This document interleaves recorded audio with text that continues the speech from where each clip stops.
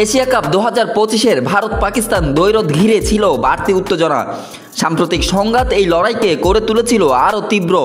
তবে মাঠের খেলায় পাকিস্তানকে নিয়ে যেন ছেলে খেলা করল সূর্যকুমার যাদবরা। এদিন খেলার শেষে ভারতীয় দলের অক্রিকেটীয় আচরণে পাকিস্তানের বড় পরাজয় ঢাকা পড়েছে। ম্যাচে টসে জিতে ব্যাট করতে নেমে জাসপ্রীত বুমরা ও কুলদীপ যাদবের সামনে দাঁড়াতেই পারেননি পাকিস্তানি ব্যাটাররা। তাদের মাত্র 127 রানের জবাবে ভারতের ব্যাটসম্যানরা সহজেই লক্ষ্য তাড়া করে 7 উইকেটের বড় জয় তুলে নেয়। খেলা শেষে ভারতের অধিনায়ক জানান, এই জয় ভারতবাসীর জন্য পাল্টা উপহার।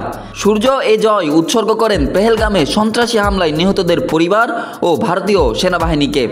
তিনি বলেন, ভারতীয় সেনারা অপারেশন সিঁদুরে যে সাহস দেখিয়েছেন তার তুলনা নেই। ভবিষ্যতেও তাদের মতো অনুপ্রেরণা নিয়ে খেলতে চাই। তবে সবচেয়ে আলোচিত ঘটনা ম্যাচের বাইরের। টসের সময় পাকিস্তানের অধিনায়ক সালমান আগারের সাথে হাত মেলাননি ভারতীয় অধিনায়ক সূর্য। ম্যাচ শেষেও পাকিস্তানি ক্রিকেটাররা হাত মেলাতে চাইলেও সূর্য ও শিবম দুবে সরাসরি ড্রেসিং রুমে চলে যান। এমনকি ভারতীয় দল দরজা বন্ধ করে দেয় যাতে পাকিস্তানি খেলোয়াড়রা তাদের ড্রেসিং রুমে প্রবেশ করতে না পারেন। এ বিষয়ে সূর্য জানান, ইচ্ছাকৃতভাবেই তারা হাত মেলাননি। তার ভাষায়, কিছু কিছু বিষয় খেলোয়াড়ি মানসিকতার থেকেও বড়। আমরা নিহত পরিবার ও সেনাবাহিনীর পাশে আছি। ভারতীয় কোচ গৌতম গম্ভীরও একই সুরে কথা বললেন। টেলিকম এশিয়া স্পোর্টসের প্রতিবেদন অনুযায়ী খেলোয়াড়দের কর্মর্দন না করার নির্দেশও দিয়েছিলেন গম্ভীর। গম্ভীর বলেন, যারা নিহত হয়েছেন তাদের পরিবারকে সম্মান জানাতে চেয়েছি। ভারতীয় সেনারা সফলভাবে অপারেশন সিঁদুর সম্পন্ন করেছে, তাদের ধন্যবাদ জানাই।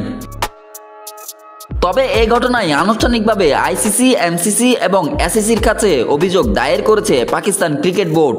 পাশাপাশি এশিয়া কাপের বাকি অংশ থেকে ম্যাচ রেফারি পাইক্রফটকে অপসারণের দাবিও জানিয়েছে তারা। ভারত পাকিস্তান ম্যাচে জয় শুধু মাঠের লড়াই নয়, এর সাথে জড়িয়ে থাকে জাতীয় আবেগও। এবারের এশিয়া কাপে এই দুই চির প্রতিদ্বন্দ্বী সুপার 4 বা ফাইনালে আবারও মুখোমুখি হতে পারে। সেই ম্যাচটা আবার কোনো নতুন ঘটনার জন্ম দেয়, তাই এখন দেখার বিষয়। Desk report, news now sports.